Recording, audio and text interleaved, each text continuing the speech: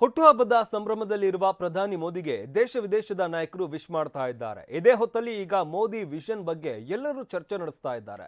ಹಾಗಿದ್ರೆ ಮೋದಿ ವಿಷನ್ ಏನು? ಮೋದಿ ವಿಷನ್ ಬಗ್ಗೆ ದೇಶ ವಿದೇಶಗಳಲ್ಲಿ ವರ್ಚಸ್ಸು ಹೇಗಿದೆ ನೋಡೋಣ ಬನ್ನಿ.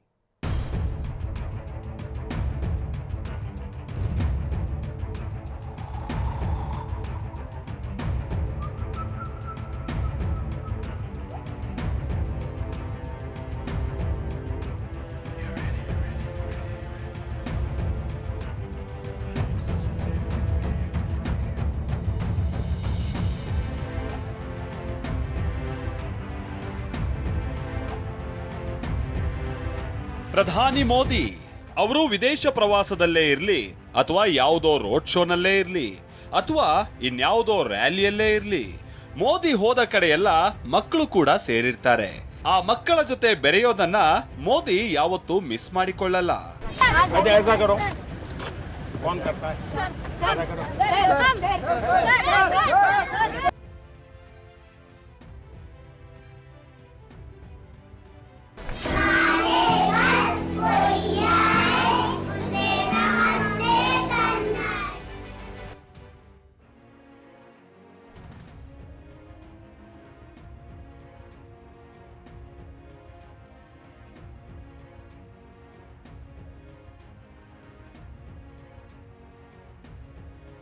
ಮಕ್ಕಳ ಜೊತೆ ಮಕ್ಕಳಂತೆ ಇರೋ ಮೋದಿ ಶತ್ರುಗಳ ಪಾಲಿಗೆ ಮಾತ್ರ ಸಿಂಹ ಸ್ವಪ್ನ.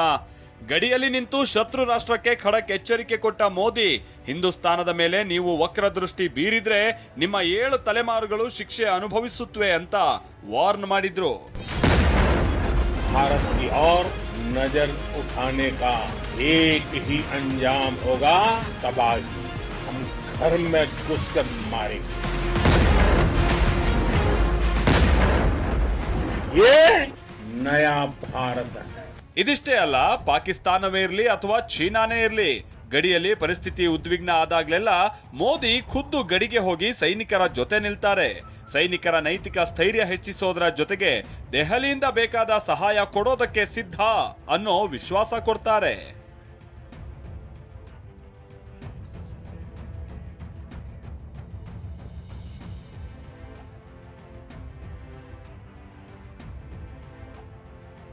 ಉದ್ವಿಗ್ನತೆ ಉಂಟಾದಾಗ ಮಾತ್ರ ಮೋದಿ ಸೈನಿಕರ ಭೇಟಿಗೆ ಹೋಗೋದಿಲ್ಲ.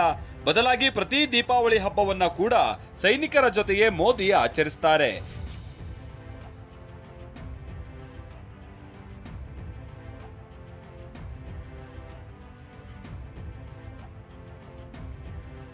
ಎರಡ್ 2014ರಿಂದ ಪ್ರಧಾನಿ ಮೋದಿ ಇದನ್ನ ಒಂದು ವ್ರತದಂತೆ ಆಚರಿಸಿಕೊಂಡು ಬರ್ತಿದ್ದಾರೆ. ಮೋದಿಯ ಇನ್ನೊಂದು ಅವತಾರ ಅಂದ್ರೆ ಜಾಗತಿಕ ನಾಯಕನದ್ದು. ಅದು G20 ಇರ್ಲಿ ಅಥವಾ SCO ಸಮಿಟೇ ಇರ್ಲಿ, ಈ ವೇದಿಕೆಯಲ್ಲಿ ಮೋದಿ ಮಾತು ಕೇಳೋದಷ್ಟೇ ಅಲ್ಲ, ಜಾಗತಿಕ ರಾಷ್ಟ್ರಗಳು ಅದನ್ನ ಕಾರ್ಯರೂಪಕ್ಕೂ ತರುತ್ತವೆ. ಇದಕ್ಕೆ ಉತ್ತಮ ಉದಾಹರಣೆ ಅಂದ್ರೆ 2023ರಲ್ಲಿ ದೆಹಲಿಯಲ್ಲಿ ನಡೆದ G20 ಶೃಂಗಸಭೆ. ಈ ಶೃಂಗಸಭೆಯಲ್ಲಿ ಆಫ್ರಿಕನ್ ಯೂನಿಯನ್ ರಾಷ್ಟ್ರಗಳನ್ನ G20ಗೆ ಸೇರಿಸೋದಕ್ಕೆ ಮೋದಿ ಪ್ರಸ್ತಾವನೆಯನ್ನ ಮುಂದಿಟ್ರು. ಇದಕ್ಕೆ ಇತರ ದೇಶಗಳು ಅನುಮೋದಿಸಿ 21ನೇ ಸದಸ್ಯವಾಗಿ ಆಫ್ರಿಕನ್ ಯೂನಿಯನ್ G20ಗೆ ಸೇರ್ಪಡೆಯಾಯಿತು. ಆಫ್ರಿಕನ್ ಯೂನಿಯನ್ ನಲ್ಲಿ ಒಟ್ಟು 55 ರಾಷ್ಟ್ರಗಳಿದೆ. ಈ ಹಿಂದೆ G20ಯಲ್ಲಿ ದಕ್ಷಿಣ ಆಫ್ರಿಕಾ ದೇಶ ಮಾತ್ರ ಸೇರ್ಪಡೆಯಾಗಿತ್ತು. ಜೂನ್ 2023ರಲ್ಲಿ ಆಫ್ರಿಕನ್ ಯೂನಿಯನ್ ಅನ್ನ ಸ್ಥಾಯಿ ಸಮಿತಿ ಸದಸ್ಯವಾಗಿಸೋದಕ್ಕೆ ಮೋದಿ ಪ್ರಸ್ತಾವನೆ ಸಲ್ಲಿಸಿದ್ರು. 2023ರ ಡಿಸೆಂಬರ್ನಲ್ಲಿ ಮೋದಿ ಅವರ ಪ್ರಸ್ತಾವನೆಯನ್ನ ಸ್ವೀಕರಿಸಲಾಯಿತು. ಈ ಮೂಲಕ 55 ರಾಷ್ಟ್ರಗಳಿಗೆ ಜಾಗತಿಕ ಮತ್ತು ಆರ್ಥಿಕ ವಿಷಯಗಳ ಮೇಲೆ ದನಿ ಎತ್ತುವ ಅವಕಾಶ ಸಿಕ್ತು. ಇನ್ನು ಜಾಗತಿಕವಾಗಿ ಮೋದಿಗಿರೋ ವರ್ಚಸ್ಸು ಚೀನಾದ SCO ಶೃಂಗಸಭೆಯಲ್ಲೂ ಸಾಬೀತಾಯಿತು. ಚೀನಾದ ಅಧ್ಯಕ್ಷ ಜಿನ್ಪಿಂಗ್ ಮತ್ತು ರಷ್ಯಾ ಅಧ್ಯಕ್ಷ ಪುಟಿನ್ ಜೊತೆ ಮೋದಿ ಮಾತುಕತೆ ನಡೆಸ್ತಾ ಇರೋ ದೃಶ್ಯಗಳು ವೈರಲ್ ಆಗ್ತಿದ್ದ ಹಾಗೆ ಅಮೆರಿಕ ಅಧ್ಯಕ್ಷ ಟ್ರಂಪ್ ಎದೆ ಬಡಿತ ಹೆಚ್ಚಳ ಆಗಿತ್ತು. ಇನ್ನು ಪ್ರಧಾನಿ ಮೋದಿ ಅವರಿಗೆ ಶಿವ ಪರಮಾತ್ಮ ಅಂದ್ರೆ ಅತೀವ ಭಕ್ತಿ. ಹಾಗೆ ನೋಡಿದ್ರೆ PM ಮೋದಿ ದಿನಕ್ಕೆ 18 ಗಂಟೆಗಳ ಕಾಲ ಕೆಲಸ ಮಾಡ್ತಾರೆ. ಇನ್ನು ಮೋದಿ PM ಆಗಿ 4132 ದಿನಗಳು ಕಳೆದಿದ್ದು, ಇಷ್ಟು ದಿನಗಳಲ್ಲಿ ಮೋದಿ ಒಂದೇ ಒಂದು ದಿನ ರಜೆ ತೆಗೆದುಕೊಂಡಿಲ್ಲ. ಆದ್ರೆ ಬಿಡುವು ಸಿಕ್ಕಾಗ ಶಿವನನ್ನ ಮರೆಯೋದಿಲ್ಲ. ಸಮಯ ಸಿಕ್ಕಾಗ ಕೇದಾರನಾಥ, ಸೋಮನಾಥ ಅಥವಾ ಮಹಾಕಾಲನಿಗೆ ನಮಿಸೋದಕ್ಕೆ ತೆರಳುತ್ತಾರೆ. ಭೋಲೆನಾಥನಿಗೆ ಪಿಎಂ ಮೋದಿ ಭಕ್ತಿ ಅರ್ಪಿಸಿದ್ರು. ಇದರ ಫಲವಾಗಿ ಮೋದಿ ಸದಾ ಅಜೇಯರಾಗಿಯೇ ಉಳಿದಿದ್ದಾರೆ. ಒಂದು ಗ್ರಾಮ ಪಂಚಾಯಿತಿ ಎಲೆಕ್ಷನ್ಗೂ ಕೂಡ ನಿಲ್ಲದೆ ಸಿಎಂ ಆಗಿದ್ದ ನರೇಂದ್ರ ಮೋದಿ ಸಿಎಂ ಆದಾಗಿನಿಂದ ಈವರೆಗೂ ಒಂದೇ ಒಂದು ಎಲೆಕ್ಷನ್ ಕೂಡ ಸೋತಿಲ್ಲ. ನರೇಂದ್ರ ಮೋದಿ ನೇತೃತ್ವದಲ್ಲಿ ಗುಜರಾತ್ ವಿಧಾನಸಭೆಯಲ್ಲಿ 3 ಬಾರಿ ಚುನಾವಣೆ ಎದುರಿಸಿದ್ದ ಬಿಜೆಪಿ 3 ಬಾರಿಯೂ ಗೆದ್ದಿತ್ತು. ಇನ್ನು 2014ರ ಬಳಿಕ 3 ಬಾರಿ ಮೋದಿ ನೇತೃತ್ವದಲ್ಲಿ ಲೋಕಸಭಾ ಚುನಾವಣೆ ಎದುರಿಸಲಾಗಿದ್ದು 3 ಬಾರಿಯೂ ಬಿಜೆಪಿ ಗೆಲುವು ಸಾಧಿಸಿದೆ.